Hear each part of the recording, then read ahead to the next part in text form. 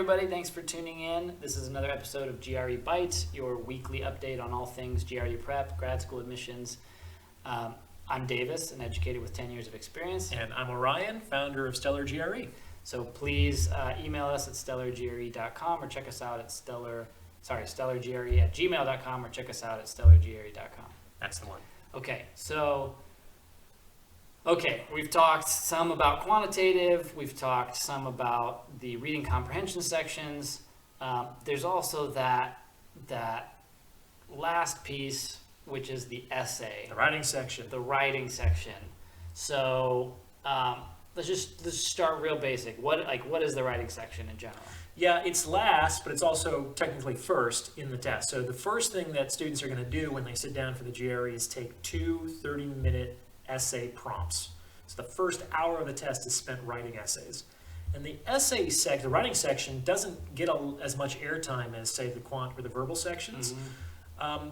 And there might be good reason for that. I mean, some programs are like, there's a writing section on the GRE, and for some programs, it's literally the only thing that matters for their grad school admissions. Fascinating. So the writing section has a huge amount of variability with respect to its importance to specific grad school programs. Mm-hmm. So that's something that you students should do some due diligence on, is try to figure out how important the writing section is to your programs of interest. It might not be relevant at all, in which case you can kind of coast through this section, which would be good to know.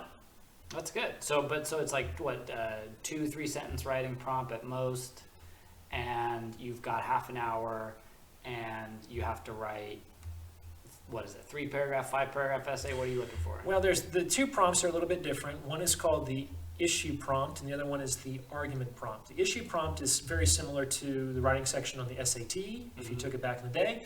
It's usually a one-line philosophical statement that doesn't have a right or wrong answer, something like the ends justify the means, or to prepare for peace, a nation should prepare for war, something like that. And then you just have to give your take on the subject. You have to pick a position and then back that up with evidence. Okay.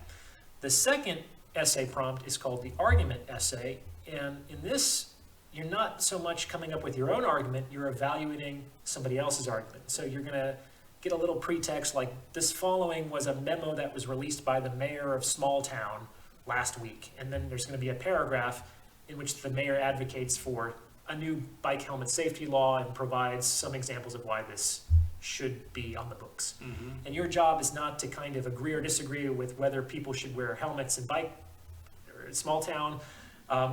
You're there to evaluate the logical cogency of the mayor's argument. It's a hypothetical, logical argument. But in both cases, we're really striving for a well-crafted, thesis-based 5-paragraph essay.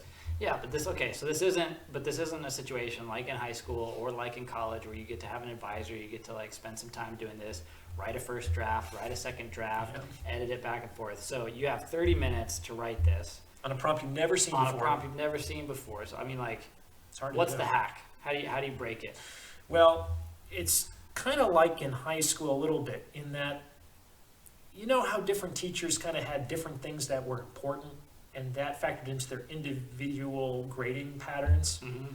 And over time, you would kind of learn what that teacher liked. Mm-hmm. And, if you were savvy, you would kind of give that teacher what he or she wants. Oh, absolutely. Right? Especially if you didn't care too much about that class. You're just like, let me just do what I need to do, get the grade, and move on with my life. Yeah.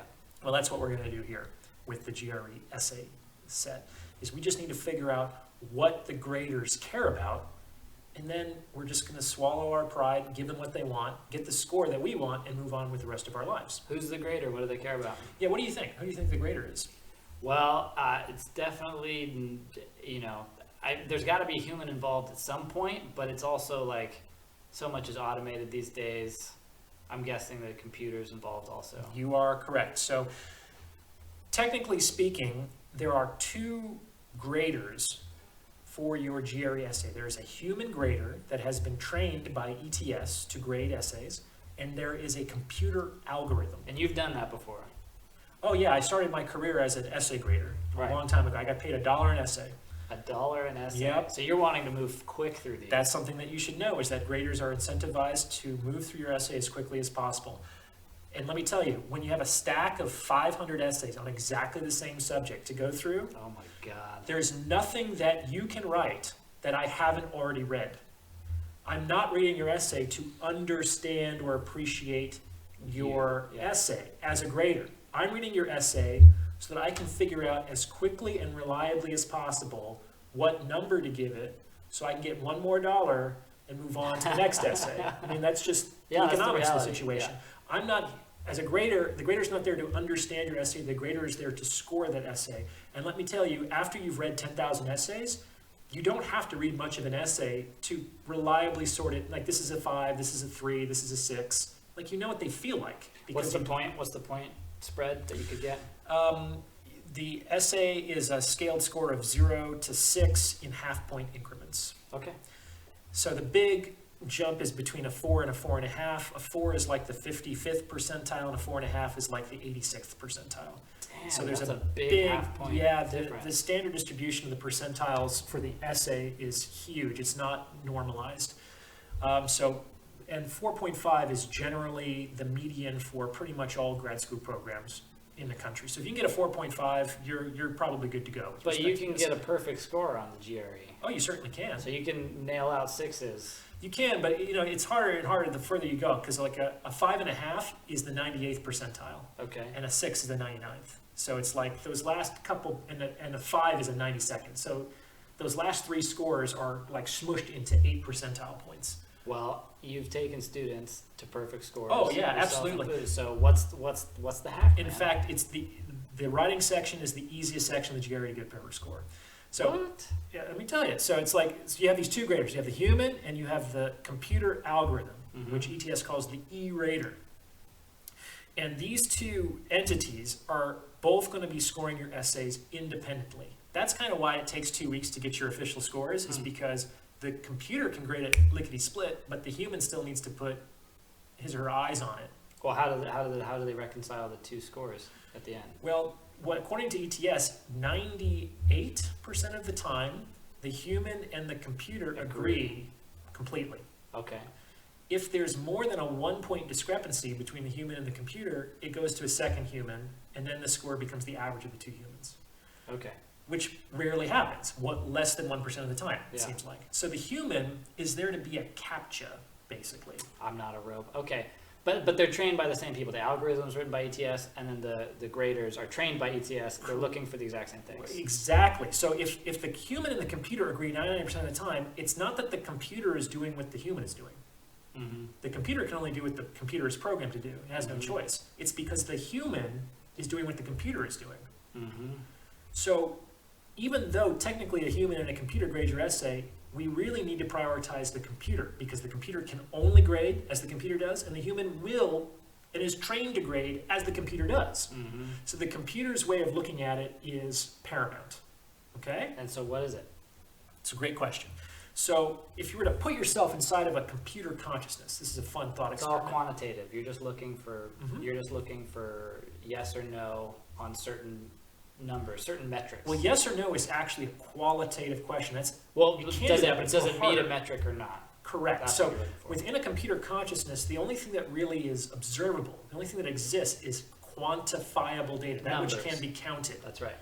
So what are some of the things that can be counted on your got, essay? well, you got everything from characters, words, different types of punctuation can be counted. Mhm. You got paragraphs, Sure. breaks, like the inputs on a computer, that's what can be counted on. Correct. So you're really picking this up real fast. So those things completely determine your overall score. It could do vocabulary too, right? I mean, it could pick up. To an extent, like there is a metric for unique word count. So for example, there is a copy and paste macro on the Mhm. essay, and you could like write a paragraph and then copy and paste that 20 times in 30 minutes, and now you have this 50,000 word essay, but it's the unique word count is Right. 50 words. So it can check for repetitiveness. It can also check for like spelling or It- grammar, maybe. I mean, it can. There's certainly, we know that most writing processors have a spell check or a grammar check. However,